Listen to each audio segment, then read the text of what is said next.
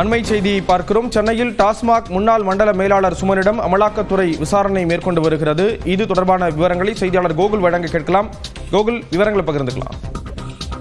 டாஸ்மாக் மேலாண் இயக்குநர் அலுவலகத்தில் நடந்த சோதனை தொடர்பாக ஒவ்வொரு அதிகாரிகளுக்காக அமலாக்கத்துறை சம்மன் அனுப்பி விசாரணை மேற்கொண்டு வரக்கூடிய நிலையில் சென்னை மண்டலத்தில் மேலாளராக பணியாற்றிய சுமன் என்ற அதிகாரி தற்பொழுது விசாரணைக்காக ஆஜராயிருக்கிறார். அவருக்கு சம்மனானது அனுப்பப்பட்டிருக்கிறது.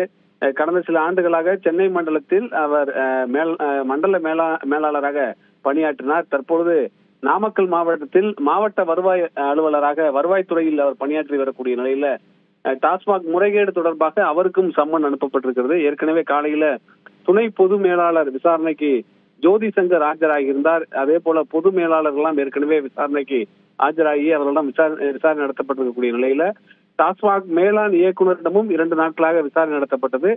தொடர்ந்து ஒவ்வொரு அதிகாரிகளாக டாஸ்மாக் முறைகேடு தொடர்பாக அமலாக்கத்துறை அதிகாரிகள் சம்மன் அனுப்பி விசாரணையை தீவிரப்படுத்தியிருக்காங்க. தகவல்களை வழங்கியதற்கு நன்றி கோகுல்.